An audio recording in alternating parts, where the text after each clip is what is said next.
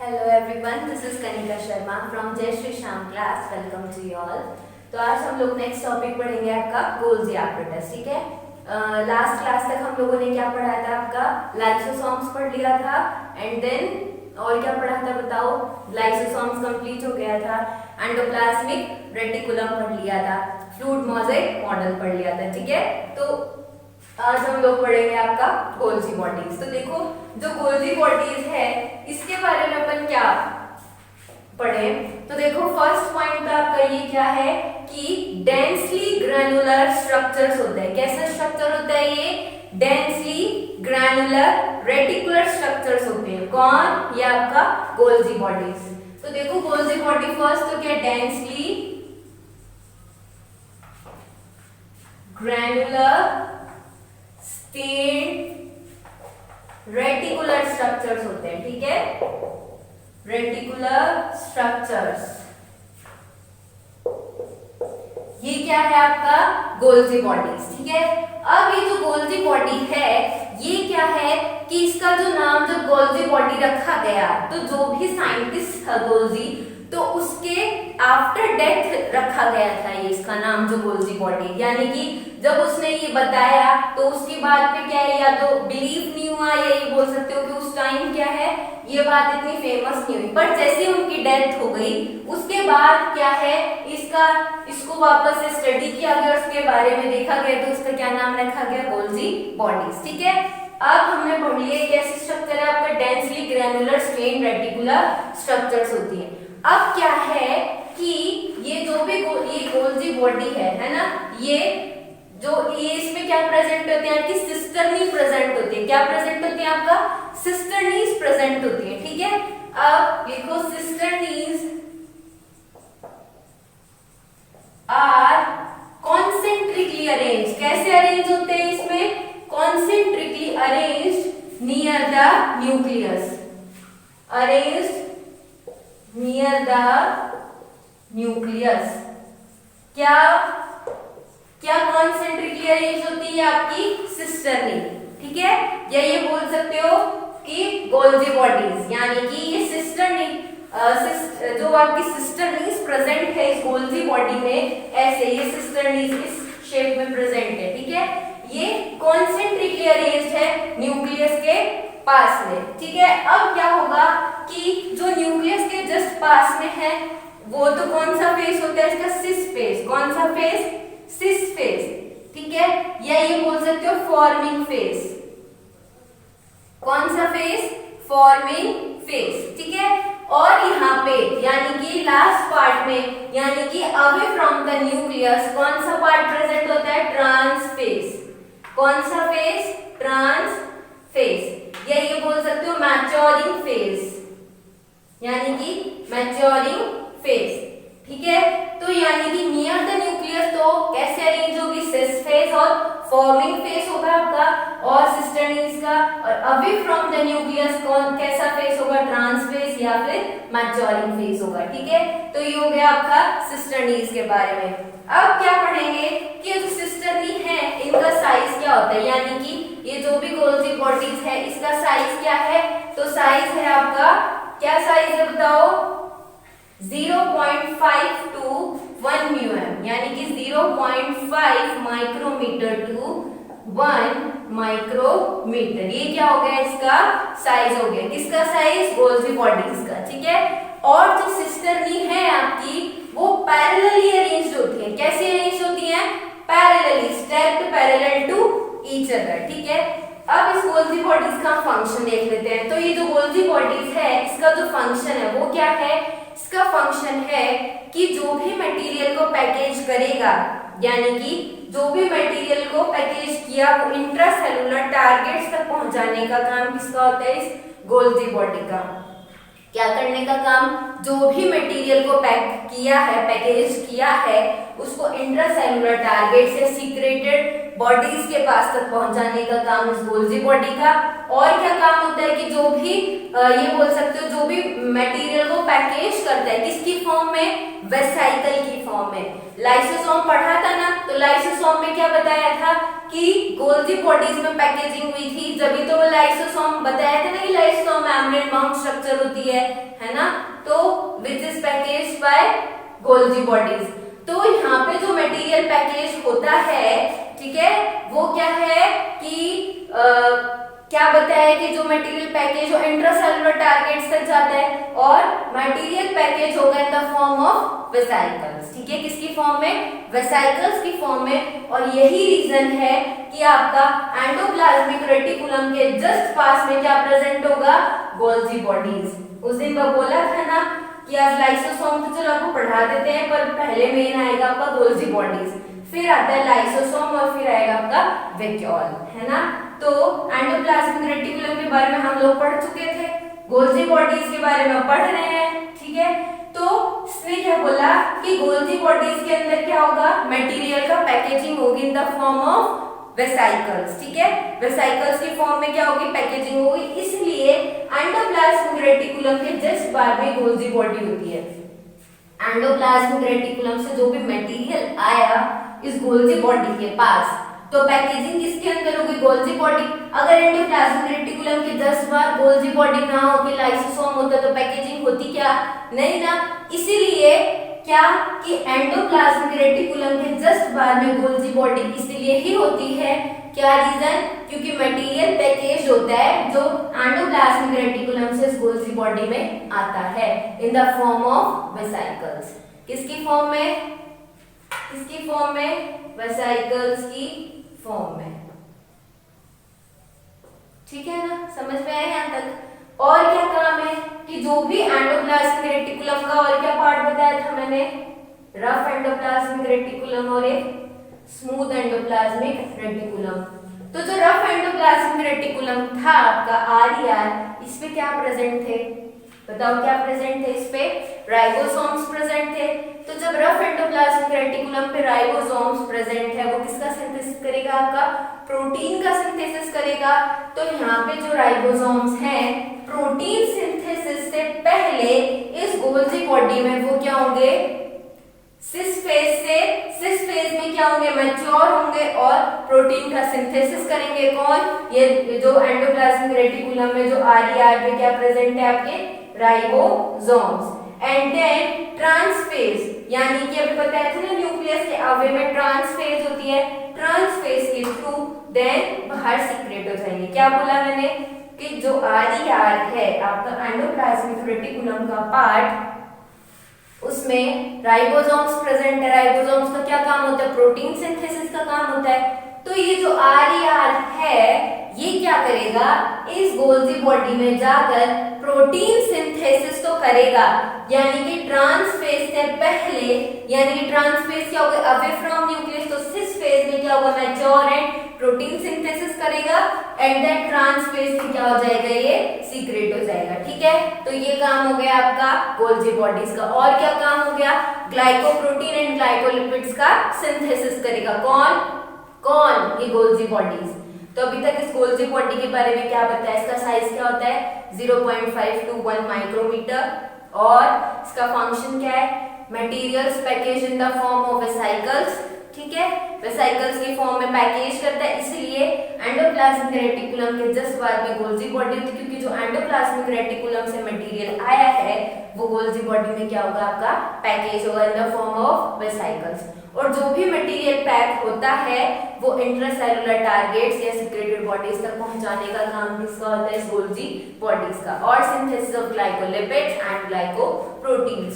और जो endoplasmic reticulum के अंदर आरईआर जो एससीआर प्रेजेंट है, इस आरईआर में जो राइबोसोम्स प्रेजेंट हैं वो आपकी गोल्जी बॉडी का जो सिस फेज है उसमें राइबोसोम्स के सिंथेसिस करेंगे प्रोटीन का एंड देन ट्रांसफेज में क्या हो जाएंगे, सीक्रेटेड हो जाएंगे। ये क्या काम था आपका, गोल्जी बॉडी का काम था। और ये जो गोल्जी बॉडी है ये नाम किसने दिया था, कैमिलो गोल्जी 1998। किसने, कैमिलो गोल्जी इन 1898। समझ में आया कि क्या बोला कि ये जो गोल्जी बॉडी नाम दिया है किसने दिया है आपका कैमिलो गोल्जी ने, और कब दिया 1898 के अंदर। ठीक है, ये है आपका गोल्जी बॉडीज के बारे में। तो बताओ समझ में आया कहाँ पॉइंट में प्रॉब्लम है कि गोल्जी बॉडी है, इसका जो नाम है वो कैमिलो गोल्जी ने दिया, पर क्या है इसको जब और साइंटिस्ट के सामने आया तो इतना अप्रूव नहीं हुआ। जब इनकी डेथ हो गई कैमिलो गोल्जी की, जब इसको वापस स्टडी वगैरह किया तब देखा कि अच्छा ये बात तो सही थी, तब इनको क्या नाम रखा गया गोल्जी बॉडीज। ठीक है, और गोल्जी बॉडीज में क्या प्रेजेंट होते हैं आपके सिस्टर्नीज प्रेजेंट होते हैं जो parallelly stacked to each other. ठीक है, और इनका साइज 0.5 mm to 1 माइक्रोमीटर होता है, और इनका फंक्शन बता दिया synthesis of glycolipids and glycoproteins, material to be packaged in the form of vesicles and, और क्या काम होता है कि जो भी RER में जो राइबोसोम्स प्रेजेंट हैं वो किसका काम करेंगे आपका, बताओ किसका काम करेंगे, प्रोटीन सिंथेसिस का काम करेंगे ना। तो जो भी प्रोटीन सिंथेसिस का काम होगा तो वो प्रोटीन सिंथेसिस का काम कहाँ पे होगा, इस गोल्जी बॉडी के सिस फेस पे होगा, और जब सिस फेस पे होगा देन यहाँ पे आपकी प्रोटीन सिंथेसिस हो जाएंगे और ट्रांसफेरेज के थ्रू सीक्रेट हो जाएंगे। ठीक है, तो गोल्जी बॉडी के बारे में है ये, और कैसा है ये, densely granular stain reticular structures हैं। ठीक है, अब नेक्स्ट हेडिंग हम लोग पढ़ेंगे वैक्यूल्स के बारे में। किसके बारे में, वैक्यूल्स।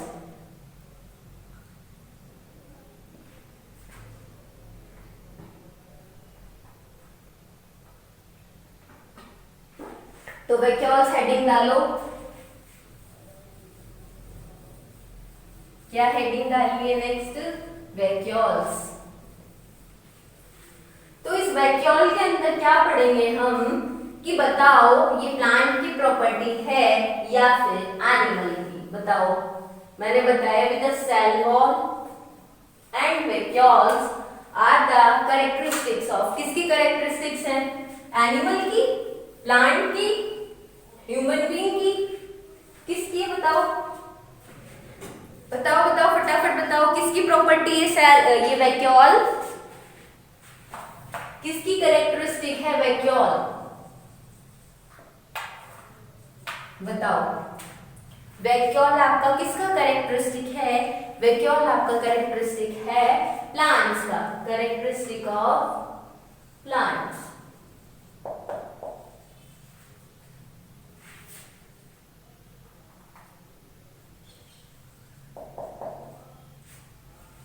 अच्छा, अब ये बताओ प्लांट्स की तो कैरेक्टरिस्टिक हो गई है ना। अब ये जो वैक्यूल है ये होता क्या है, तो देखो कोई भी सेल है उसके अंदर, प्लांट सेल के अंदर, ये सपोज प्लांट सेल है तो इसके अंदर 90% सेल वॉल्यूम कौन कवर रखता है, ये वैक्यूल रखता है। कौन रखता है, ये वैक्यूल। कहाँ, प्लांट सेल के अंदर। कौन सी सेल के अंदर, प्लांट सेल के अंदर। समझ में आई बात। अब ये जो वैक्यूल है, ये वैक्यूल कैसा स्ट्रक्चर होता है आपका, मेम्ब्रेन बाउंड स्ट्रक्चर होता है, और मेम्ब्रेन बाउंड स्ट्रक्चर है तो इसको हमने क्या बोला, बताओ, सिंगल मेम्ब्रेन है तो क्या है, इसको हम क्या बोलेंगे, टोनोप्लास्ट, यानी कि जो सिंगल मेम्ब्रेन बाउंड स्ट्रक्चर है इसको हम क्या बोलेंगे, टोनोप्लास्ट। तो यानी कि हमें पता है वैक्यूल कैसी स्ट्रक्चर हो गई, मेम्ब्रेन बाउंड। कैसी स्ट्रक्चर है, मेम्ब्रेन बाउंड। ठीक है, अब ये क्या है, सिंगल मेम्ब्रेन स्ट्रक्चर है तो इसलिए हमने इसको क्या बोला, टोनोप्लास्ट। क्या बोला हमने, टोनोप्लास्ट। और ये प्लांट्स के अंदर कितना वॉल्यूम कवर करके रखती है, 90%। कितना परसेंट, 90%। अब ये जो टोनोप्लास्ट है ये क्या काम करता है, देखो आपकी जो सेल है उसके अंदर क्या करेगा ये टोनोप्लास्ट, कि कुछ आयंस की जो कंसंट्रेशन है उसको फैसिलिटेट करेगा। यानी कि कुछ कंसंट्रेशन ऐसी होती हैं कि भाई जैसे कि वो वैक्यूल में नहीं आ पा रही है या कुछ भी प्रॉब्लम है, तो क्या है ये टोनोप्लास्ट उन आयंस की कंसंट्रेशन को फैसिलिटेट करेगा, इसलिए क्या है और क्या करेगा, वैक्यूल के अंदर ले आएगा। कौन, ये टोनोप्लास्ट। ठीक है। तो इसलिए जो कंसंट्रेशन हायर होती है वो किसमें होती है, वैक्यूल में होती है एज कंपेयर टू साइटोप्लाज्म। क्या बोला मैंने टोनोप्लास्ट के बारे में, single membrane structure which is called tonoplast, membrane bound structure जो वैक्यूल है ही प्लांट सेल के अंदर मिलती है। और कैरेक्टरिस्टिक किसकी है, ये प्लांट्स की, ठीक है। और सेल वॉल भी किसका करेक्टर है, आपका प्लांट्स का। तो क्या बोला मैंने कि ये वैक्यूल है।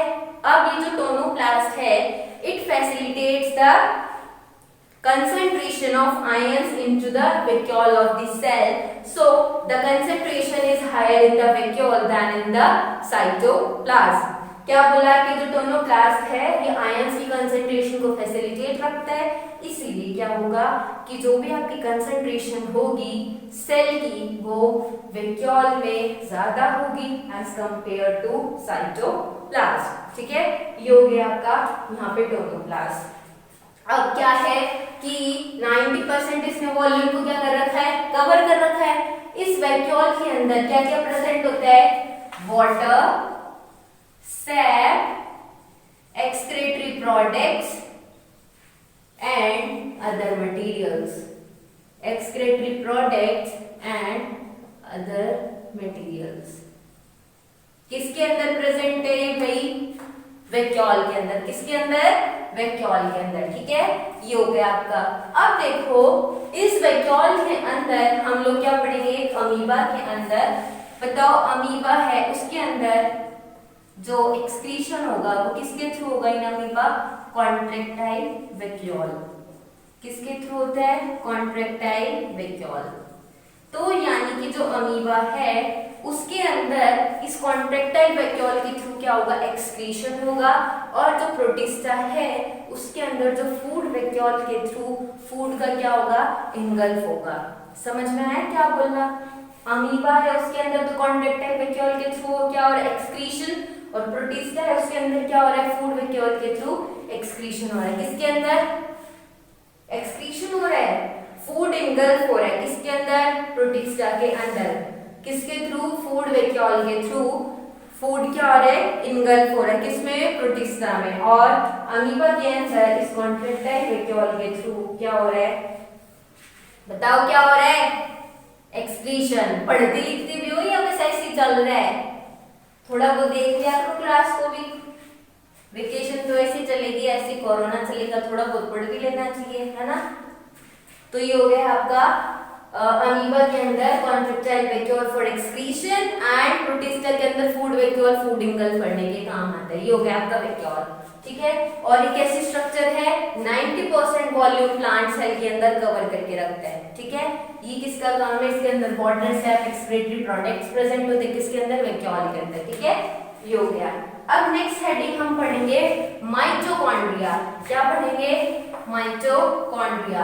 तो देखो आज तो बस थोड़ा सा इंट्रोडक्शन ले लेते हैं माइटोकॉन्ड्रिया के बारे में, नेक्स्ट क्लास में अच्छे से एक्सप्लेनेशन करेंगे इस माइटोकॉन्ड्रिया का डायग्राम बना के, है ना। पर कोई नहीं, आज इसकी थोड़ी सी प्रॉपर्टीज तो देख लो क्या क्या होते हैं माइटोकॉन्ड्रिया, है ना।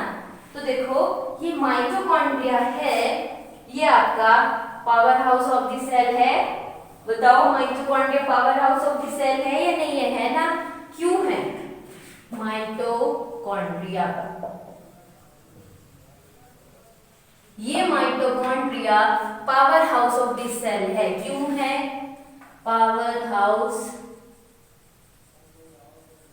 ऑफ सेल, क्यों है, क्योंकि इसके अंदर सेलुलर क्या होता है, सेलुलर एनर्जी का क्या होता है, प्रोडक्शन होता है, which is stored in the form of ATP. यानी कि इसके अंदर एनर्जी का प्रोडक्शन होता है जो किसके फॉर्म में स्टोर होती है, आपकी एनर्जी करेंसी एटीपी के फॉर्म में। इसलिए हम इसको क्या बोलते हैं, आपका powerhouse of the cell, ATP की फॉर्म में। एटीपी क्या होता है आपका, एडिनोसाइन ट्राई फॉस्फेट, ये क्या होता है आपका, एटीपी होता है।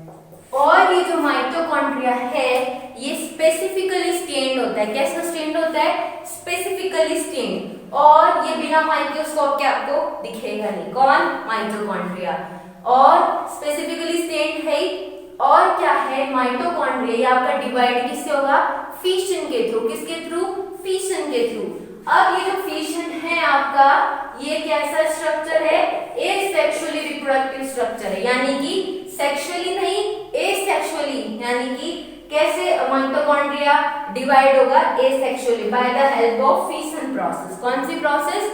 फिशन। इसके अंदर जो आपके राइबोसोम है वो आपका 70s प्रेजेंट होगा और सिंगल और कुछ आरएनए भी प्रेजेंट होंगे। किसके अंदर? इस माइटोकॉन्ड्रिया के अंदर, ठीक है। और माइटोकॉन्ड्रिया क्या है? आपकी डबल मेम्ब्रेन स्ट्रक्चर है। कैसी स्ट्रक्चर है? Double membrane. आउटर मेम्ब्रेन तो क्या होती है? मोर परमिएबल इनर मेम्ब्रेन के कंपैरिजन। दोनों मेम्ब्रेन जो होती हैं, आउटर मेम्ब्रेन, इनर मेम्ब्रेन, दोनों में अपने अपने एंजाइमेटिक कंटेंट्स प्रेजेंट होते हैं, ठीक है। अब ये जो माइटोकॉन्ड्रिया है, इसमें क्या है कि अब हमको ये देखना है कि भाई माइटोकॉन्ड्रिया तो हमने पढ़ लिया। अब इस माइटोकॉन्ड्रिया में क्या काम है कि भाई हमने क्या काम देखा कि powerhouse of the cell है हमारी बॉडी का, और 70s इसके अंदर क्या प्रेजेंट है? राइबोसोम्स प्रेजेंट है ना। और इसका जो वेरिएबिलिटी है, यानी कि नंबर है, जैसे माइटोकॉन्ड्रिया के 2 नंबर है, 3 है, 4 है, 5 है, ये वेरिएबल होते हैं, यानी कि बॉडी टू बॉडी इसका शेप, साइज सब क्या होता है? वेरिएबल होता है due to the physiological activities, यानी कि डिपेंड किस पे होते हैं ये कि अगले की फिजियोलॉजिकल एक्टिविटी कैसी होती है, उसके ऊपर माइटोकॉन्ड्रिया डिपेंड होगा कि उसका शेप कैसा होगा, साइज कैसा होगा, नंबर कैसा होगा। और इसका जो माइटोकॉन्ड्रिया का जो शेप होता है वो कैसा होता है? Sausage shape. कैसा शेप? सॉसेज शेप्ड होता है, ठीक है। और माइटोकॉन्ड्रिया के अंदर जो इनर मेम्ब्रेन की जो फोल्डिंग्स अगर हो गई तो उन फोल्डिंग्स को हम बोलेंगे क्रिस्टा। क्या बोलेंगे हम? क्रिस्टा। यानी कि माइटोकॉन्ड्रिया के अगर जो इनर मेम्ब्रेन है वो आपकी फोल्डिंग्स हो गई तो क्या होगा? वो फॉर्म ले लेगा क्रिस्टा। वो क्रिस्टा क्या करेगा?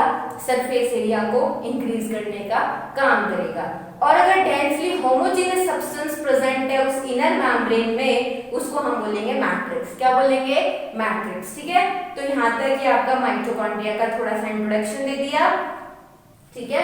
नेक्स्ट क्लास में हम लोग उसको डायग्राम के थ्रू वापस एक्सप्लेन कर देंगे और फिर प्लास्टिड्स। नेक्स्ट टॉपिक है आपका प्लास्टिड, और वो active transport, passive transport, osmosis. ये कल तीनों टॉपिक्स अपन कंप्लीट कर लेंगे, ठीक है। तो आज के जो भी आपके नोट्स हैं वो आपको आपके टेलीग्राम चैनल पे मिल जाएंगे। टेलीग्राम चैनल आपका कहाँ मिलेगा? लिंक डिस्क्रिप्शन बॉक्स में, वहाँ पे आप टेलीग्राम लिंक मिलेगा, उस पर क्लिक करना, आपको नोट्स अवेलेबल हो जाएंगे, ठीक है।